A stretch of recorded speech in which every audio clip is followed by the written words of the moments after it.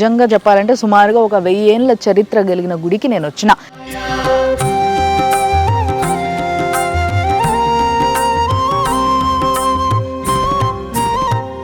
ఇక్కడ ఒక నాగపాము నాగమణితోని నాగేంద్రుడు కూడా తిరిగేదంట. శంకర అరుణ శివ భస్మాంగధర అరుణ శివ త్రినేత్రమూర్తి అరుణ శివ. ఈడనంటే ఒక శ్వేత నాగు తిరుగుతుందంట. చాలా అద్భుతమైన గుడికి వచ్చినాము, చాలా గొప్ప చరిత్రను తెలుసుకున్నాం మనము. శివ కరుణ శివ అరుణాచల శ్రీ కరుణ శివ అరుణాచల శివ కరుణ శివ. సుమన్ టీవీ ప్రేక్షకులకి నమస్తే. ఈరోజు 100 ఏళ్ల ఆలయం సనాతన వైభవం.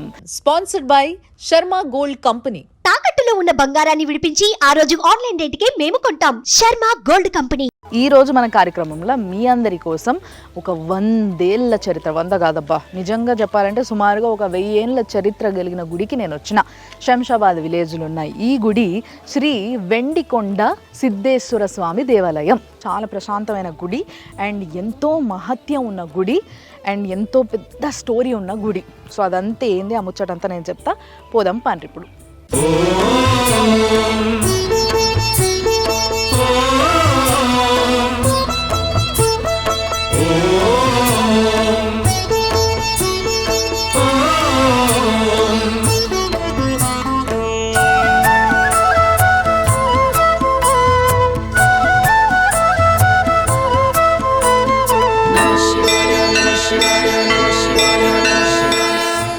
సో ఇట్లా కోనేరుకి ఎదురుగానే ఇట్లా ఫుల్గా మెట్లు ఉన్నాయి. సో మెట్లు ఎక్కి నేను ఆ సిద్ధేశ్వర స్వామిని చూడడానికి పైకి పోతున్నా. మీరు కూడా రండి. అండ్ మెట్లు చూసినరా, చాలా పాత గుడి అనడానికి ఇది కూడా ఒక ఆధారం అన్నట్టు. ఎందుకంటే ఇదంతా గ్రనైటు రాళ్లతోనే అడ్డదిడ్డంగా ఉన్నాయి. రాళ్ళని ఇట్లా ఇట్లా చూసారా, వాటితోనే మెట్లు వేసిర్రు. అండ్ చాలామంది మొక్కులు మొక్కుంటారు కావచ్చు, అందుకోసమే ప్రతి మెట్టుకి గంధం బొట్టు, కుంకుమ బొట్టు, చాలామంది మోకాల మీద ఎక్కుడు, లేకపోతే హారతులు ఇచ్చుడు మెట్లకు, ఇట్లా చాలా మొక్కులు మొక్కుకొని ఇక్కడ అప్పట్లో చెప్పినారు కదా. ఇక్కడ కొందరిని అడిగితే చెప్పిర్రు ఏంది అంటే, అప్పట్లో ఈ గుడి ఎప్పుడైతే సిద్ధులు అంటే మునులు ఇక్కడ శివలింగాన్ని స్థాపించి పూజ చేయడం మొదలుపెట్టారో ఆ టైంలో ఇక్కడ కలరా అండ్ మలేరియా ఇంకేవేవో విషపూరిత వ్యాధులు ఇలాంటివన్నీ ఉండేవట. ఇక్కడ ఈ చిన్న ఊరు లాగా ఉండే కదా అప్పుడు. ఇప్పుడు అంటే శంషాబాద్ బాగా హైలైట్ ఏరియా అయిపోయింది, హాట్స్పాట్ అయిపోయింది. కానీ అప్పుడు సో ఇట్లాంటివన్నీ ఉన్నప్పుడు మాత్రం ఈడ ఈ శివుడి దగ్గరకు వచ్చి అభిషేకం చేసుకొని ఆ నీళ్ళు నెత్తిన చల్లుకున్నా, జరంతా తీర్థం లెక్క తీసుకున్నా అన్ని వ్యాధులు తగ్గేటివట. చాలా అంటే చాలా పాత గుడి ఇది. ఇంకో ఇట్లా కిందికి ఉన్నాయనుకో ఇవి, ఈ దిమ్మెలన్నీ ఇట్లా కిందికి ఉన్నాయనుకో, ఇది చాలా పాత గుడి అని అనుకోవాలి. ఎందుకంటే ఎంత పొడుగు ఉన్నోళ్ళైనా ఇట్లా గుళ్ళకి తల వంచుకొని పోవాలి అన్న ఒక్క ఉద్దేశంతో ఇట్లా పెట్టేటోళ్ళట. రాళ్ళు ఇట్లా విరిచారు చూడరు. మీద మొత్తం కప్పు కూడా ఇట్లా దిమ్మెలు, రాళ్ళ దిమ్మెల పైన మళ్ళీ రాళ్ళు అడ్డంగా విరిచారు. ఎంత పాత గుడి అంటే ఇది. దీనికి దాదాపు ఒక 1000 సంవత్సరాలకు పైగానే గుడి అని చెప్తున్నారు. కానీ ఇప్పుడు మెల్లమెల్లగా ఏమైపోతుంది అని అంటే 1000 సంవత్సరాల పైగా చరిత్రనా కాదా అని చెప్పడానికి ఆనవాళ్ళు చెరిగిపోతూ ఉంటాయి. కాబట్టి ఒక 600 ఏళ్లకు పైగానే చరిత్ర దీనికి ఉంది అన్న విషయం మాత్రం హ్యాపీగా చెప్పుకోవచ్చు అన్నట్టు. సో స్వామిని దర్శనం చేసుకోనికి పోతున్నా నేను. దానికన్నా ముందు సిద్ధేశ్వర స్వామి అంటే వెండి కొండల మధ్యలో ఉన్న సిద్ధేశ్వర స్వామికి పూర్వంలో ఇది సానపీట, పాత సానపీట, అందుకోసం ఇంత డిజైన్డ్గా ఉంది. సో దీనిపైన మంచి ఇట్లా గంధం చెక్క తీసుకొచ్చి బాగా గీకి ఇది తీసుకుపోయి స్వామికి మంచిగా అలంకారం చేసేటోళ్ళు అన్నట్టు, గంధం పూసి. సో ఇది ఎంత పాత సానపీటనో చూడండి. ఇప్పుడు కనబడతాయి మనకు సానపీటలు. ఇగో ఇక్కడ వినాయకుడు ఉన్నాడు అంతే కదా, ఆయన పుత్రుడు అయిన వినాయకుడు ఒకవైపు, ఇటువైపు కుమారస్వామి ఉంటాడు నాకు తెలిసి. ఎస్, నేను కరెక్ట్. సో కుమారస్వామి ఉన్నాడు ఇటువైపు, నెమలి వాహనుడు. సో వీళ్ళిద్దరి మధ్య ఆ శివుడు. మీకు ఇలా శివుడిది నిజస్వరూపం అంటే నిజరూప దర్శనం చేపియబోతున్నా చూడండి. త్రిదళం త్రిగుణాకారం త్రినేత్రం చ త్రియాయుధం త్రిజన్మ పాప సంహారం ఏకబిల్వం శివార్పణం. त्रिशाकैर्बिल्वपत्रैश्च अस्चित्तैः कोमलैः शुभैः शिवपूजां करिष्यामि एकबिल्वं शिवार्पणम् अखण्डबिल्वपत्रेण पूजिते नन्दिकेश्वरे शुध्यन्ति सर्वपापेभ्यः एकबिल्वं शिवार्पणम् त्रिदलं त्रिगुणाकारं त्रिनेत्रं च त्रियायुधं त्रिजन्मपापसंहारम् एकबिल्वं शिवार्पणम् त्रिशाकैर्बिल्वपत्रैश्च अस्चित्तैः कोमलैः शुभैः शिवपूजां करिष्यामि एकबिल्वं शिवार्पणम् శివుడు ముందు కూర్చున్నా నేను మంచిగా కూర్చొని అభిషేకం చేసి చాలా చల్లగా ప్రశాంతంగా ఉన్నది నాకైతే. నిజంగా ఈ గుడి చరిత్ర ఇప్పుడుది అప్పుడుది కాదంట, 1000 సంవత్సరాలకు పైగా చరిత్ర ఉన్న గుడి ఇది. అంటే 100 ఏళ్ళ ఆలయం సనాతన వైభవం అయినప్పటికీ ఇంత పాత గుళ్ళు ఎంతో వైభవంగా వెలిగే గుళ్ళని మనం పట్టుకొని మీకు చూపిస్తున్నాం. సో మరి ఈరోజు ఈ సిద్ధేశ్వర స్వామి ఏదైతే ఆలయానికి మనం వచ్చినామో ఇక్కడ అభిషేకం అయ్యింది, పూజ అయ్యింది ఇంతసేపు.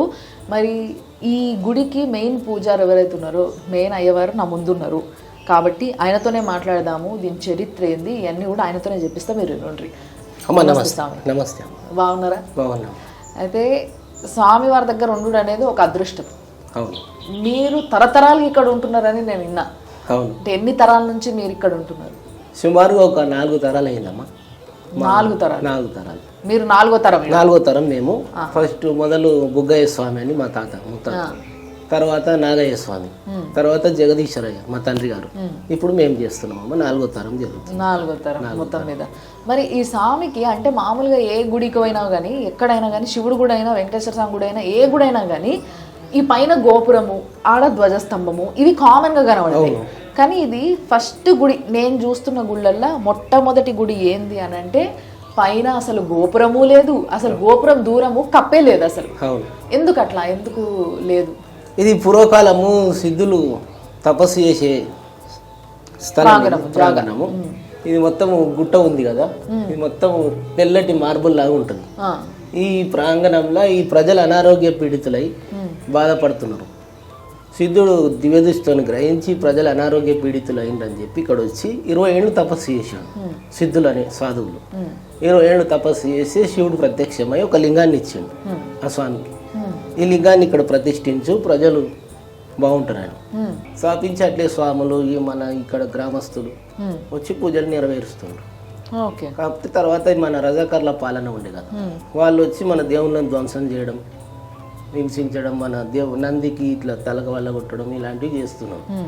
మళ్ళీ సిద్ధులు దివ్యదృష్టిని గ్రహించి మన హిందూ దేవుళ్ళని ధ్వంసం చేస్తారని చెప్పి వాళ్ళు మరలా వచ్చి అండర్ గ్రౌండ్ లోపట ఆ లింగాన్ని ప్రతిష్ఠించి పైన ఈ లింగాన్ని ప్రతిష్ఠించు.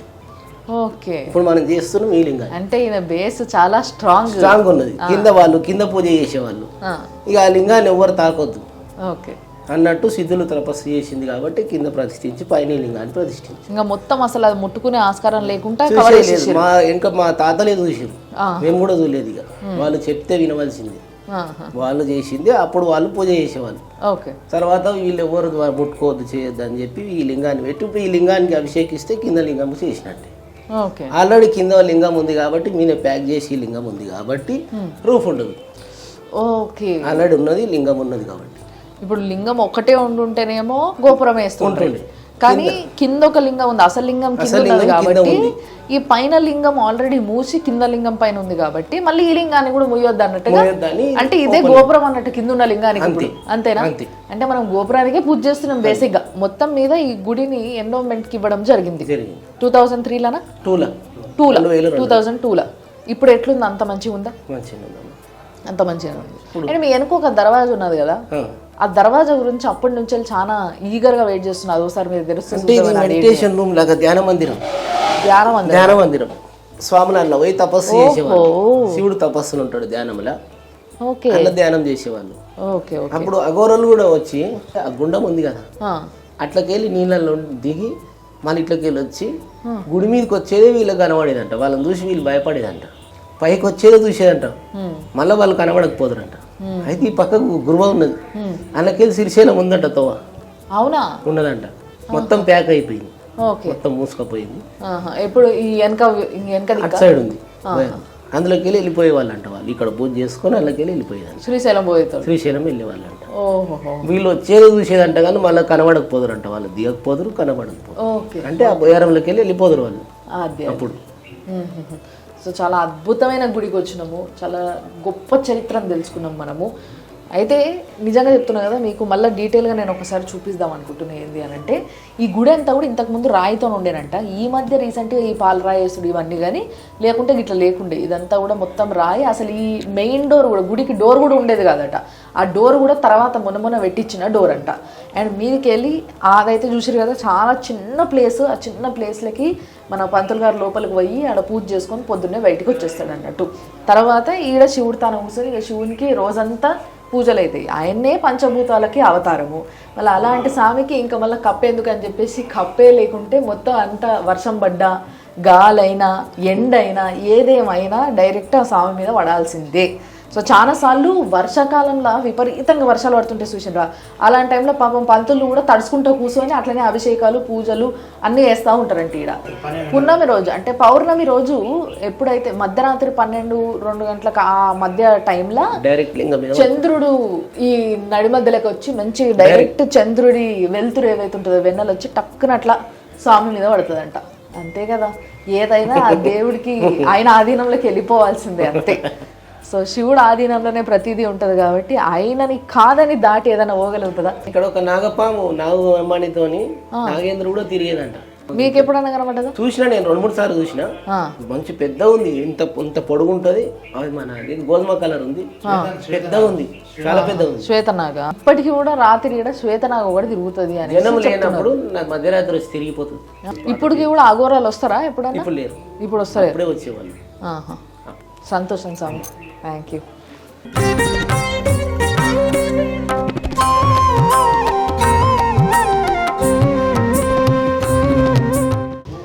ఇక చూసిర్రా, అప్పట్లో ఈ గుట్ట ఏదైతుందో వెనకాల పెద్ద గుట్ట ఉంది. ఆ గుట్టకు కూడా ఒక మంచి చరిత్ర ఉంది, అది కూడా చెప్తాను నేను. కానీ ఈ గుట్ట మొత్తం ఈ గుడి ఎంత జాగ ఉందో అంత జాగలో కూడా గుట్టనే ఉండేనట. కానీ ఈ గుడి కట్టేటప్పుడు కొంచెం పలగొట్టి కట్టిర్రు. సో కొన్ని ముక్కలు ఇట్లా ఇడిచేసారు అన్నట్టు. ఇట్లా కొన్ని ముక్కలు లోపలికి ఇట్లా గుడి లోపలికి వచ్చేసి ఆ చుట్టుపక్కల గోడతో అట్లా కవర్ చేసారు. సో ఇట్లా గుళ్ళకి వెళ్ళి ఇట్లా దారుంది. సో చూసారు కదా ఈ గుట్టలు. బేసిక్గా ఇవి రాను అట్లా కొంచెం దుమ్ము పట్టి అట్లా అయినాయి, కానీ యాక్చువల్గా పాలరాయి కొండలు ఇవి. అందుకోసమే వీటిని వెండి కొండ అంటారు అన్నట్టు.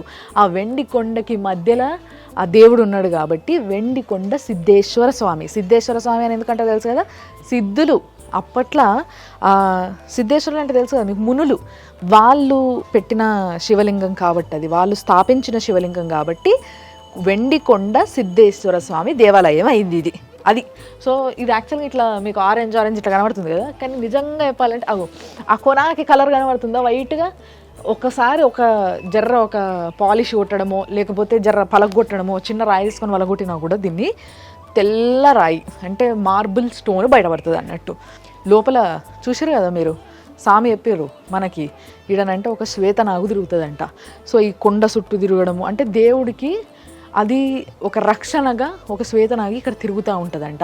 అప్పట్లోనైతే ఆ శ్వేతనాగు తలపైన మణి కూడా కనబడ్డదంట. సో అది ఇక్కడ తిరుగుతూ ఉంటుంది. అండ్ వీటి మధ్యలో ఉంటే కూడా బేసిక్గా మనకు తెలుసు కదా, మనం చదువుకున్నప్పుడు ఇట్లా గుట్టలు కొండల మధ్యలో ఏంటంటే చల్లగా ఉంటుంది కాబట్టి పాములు ఉంటాయి అనేసి. కానీ శ్వేతనాగు అనేది చాలా రేర్ అన్నట్టు. సో నేను చెప్తానే ఉన్నా, ఇక్కడ వచ్చేసింది కూడా చూడండి. ఇక్కడ నాగదేవతని ఈడ కొలువు చేసిర్రు. ఈడ నాగదేవతకు పూజ చేస్తుండ్రు. అందరు కుంకుమలు, బొట్లు, పసుపులు పెట్టి నాగమ్మ. సో నాగదేవతకి ఈడ పూజ చేస్తున్నారు కదా. బేసిక్గా పాత గుడి అని చెప్పడానికి ఇట్లా ఎన్నో ఆధారాలు ఉంటాయి. ఏంటి అని అంటే ఇవన్నీ రాళ్ళు. ఇవి ఈ స్తంభాలు ఏవైతే ఉన్నాయో ఈ స్తంభాలన్నీ కూడా రాళ్ళు అంటే గ్రానైట్ స్టోన్ అన్నట్టు ఇదంతా. సో దాన్ని జస్ట్ అట్లా చెక్కిర్రు అంతే చూసిరుగా. తర్వాత ఈ రంగులన్నీ వేసిరు కానీ బేసిక్గా. సో ఇదంతా ఈ ఆలయం కూడా చాలా పాతది. అండ్ ఈ బండలు కూడా షాబాద్ బండలు అంటారు కదా, అవే చిన్న బండలు. ఏం పాలరాలు గిల్లరాలు వేయలేదు, షాబాద్ బండలి. తర్వాత ఇక్కడ అమ్మవారు ఉంది, చూద్దాం పాడు.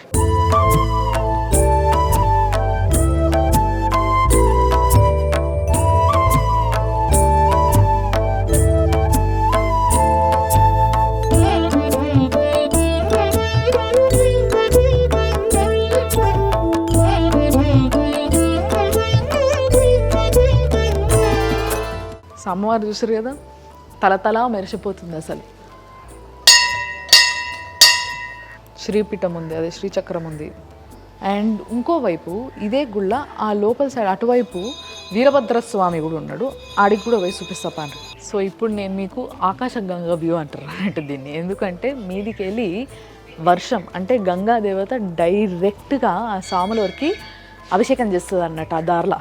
అస్సలు శివలింగం చూసిరుగా ఎంత పెద్దగా ఉందో, మామూలుగా లేదు అసలు. అంటే ఎంతో దూరం నుంచి ఇక్కడ ఈ సిద్ధుల గుట్టు ఉంది అని తెలిసేటట్టు ఇక్కడ ఒక పెద్ద శివలింగం పెట్టిర్రు గుడి మీద. అయితే నేను మీకు చెప్పిన కదా మీదికి వెళ్ళి దేవుని చూపిస్తా అని చెప్పేసి, ఏరియల్ వ్యూ అన్నట్టు అట్లా. సో ఇదే మనం దేవుడికి గోపురం లేదు కదా ఇక్కడ, సో గోపురంకి బదులుగా ఈ గుట్టనే ఉంది. ఇది ఏదైతే మొత్తం చూసినరా అసలు ఒక్కసారి ఆ కొన నుంచి ఈ కొన దాకా మొత్తం చూడండి, అంతా కూడా పాలరాయి.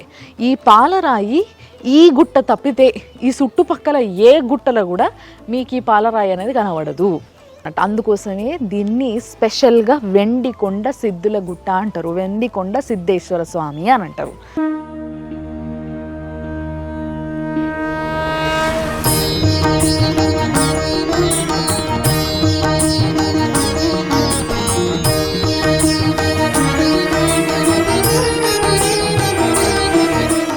గుండం దగ్గరికి వచ్చినాం, రాండ్రి చూపిస్తా. ఇగో ఇదే గుండం. అంటే బేసిక్గా దేవుడి గుడికి పోయే దారిలో ఎదురుగా ఇట్లా గుండం ఉందన్నట్టు. ఈ గుండంలోనే అప్పట్లో ఆ కాలంలో అఘోరాలు వచ్చి ఇట్లా గుండంలోకి దుంకి స్నానం చేసుకొని మళ్ళీ అటు సైడ్ నుంచి మెట్లు ఎక్కి ఆ మెట్ల మీదకి కనబడేటోళ్ళట. కానీ తర్వాత మాత్రం కనుమరుగయ్యేటోళ్ళంట. ప్రశాంతంగా ఉంది, చాలా హాయిగా ఉంది నిజంగా. ఒక వీకెండ్ మీరు కూడా రావాలనుకున్నప్పుడు హ్యాపీగా వచ్చి ఇక్కడ దర్శనం చేసుకొని ఒక పూటంతా ఉండేందుకు మంచిగా జర పిల్లల్ని ఆడించేటందుకు కూడా మంచి జాగా ఉన్నది. అండ్ ఎంతో గొప్ప చరిత్ర కలిగిన గుడి ఇది. కాబట్టి ఈ వారం ఇదే మన 100 ఏళ్ల ఆలయం సనాతన వైభవం, sponsored by Sharma gold company. తాకట్టులో ఉన్న బంగారాన్ని విడిపించి ఆ రోజు ఆన్లైన్ రేటుకే మేము కొంటాం. Sharma gold company.